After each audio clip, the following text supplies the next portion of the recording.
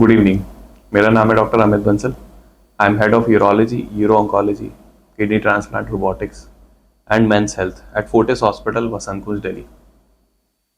कुछ कुछ पेशेंट्स कभी कभी मेरे को डायरेक्ट मैसेज करते हैं और ये पूछते हैं कि अगर 3 पीस पिनाल इम्प्लांट लगवाया है, इसके बाद केयर कैसे करनी है, कितना टाइम हमें डॉक्टर के पास जाना पड़ेगा, क्या क्या करना होगा, क्या दवाइयाँ खानी होंगी, क्या हम day to day life resume कर सकते हैं, क्या क्या एक्टिविटीज़ कर सकते हैं और क्या क्या अवॉइड करना है।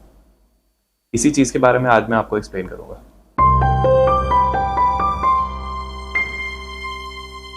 जब 3 पीस पिनाइल इम्प्लांट हम डालते हैं तो आमतौर पे सर्जरी के अगले दिन हम लोग पेशेंट को डिस्चार्ज कर देते हैं।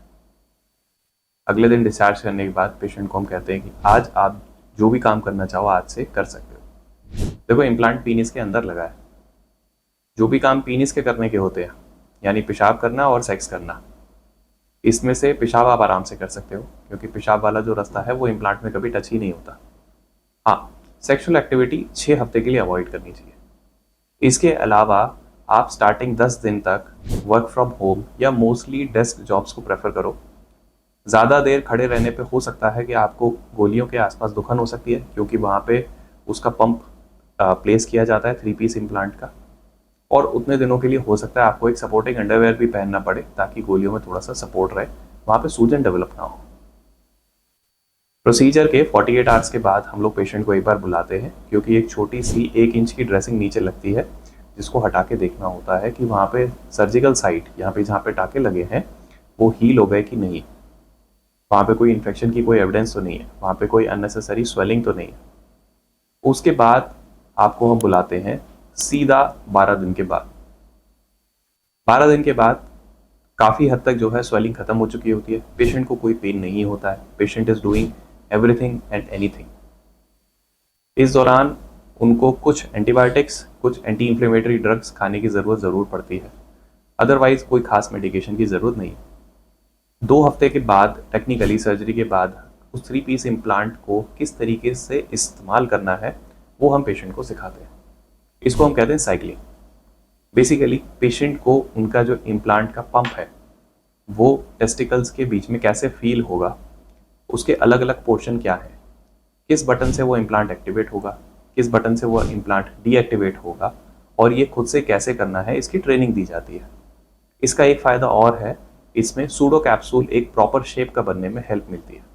सूडो कैप्सूल एक कवरिंग है जो कि बॉडी इम्प्लांट के चारों तरफ बनाती है, उसको सेफ रखने के लिए और बॉडी को भी सेफ रखने के लिए। तो ये जो साइकिलिंग होती है ये हम पहले पेशेंट को उसके सामने करके दिखाते हैं, और मैं पर्सनली अपने पेशेंट्स के सबके ट्रेनिंग सेशन अपने सामने खुद से करवाता हूँ। और जब मेरे को पेशेंट सामने से बोलता है कि यस हमें समझ आ गया है, उसके बाद ही हम लोग पेशेंट को बोलते हैं कि जब आप घर जाइए आप इसको डेली 1 मिनट के लिए एक्टिवेट करिए, डीएक्टिवेट करिए।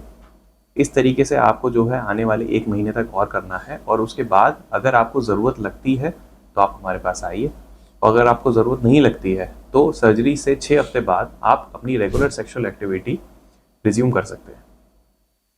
This is the life after penile implant.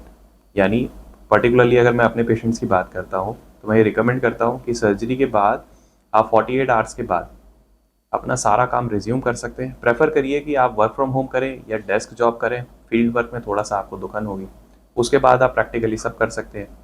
Sexual intercourse surgery से केवल 6 हफ्ते के बाद, ताकि तब तक जो है टाँके सारे हील हो चुके हैं।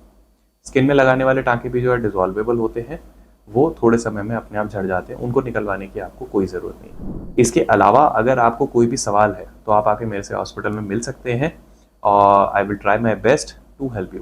Thank you.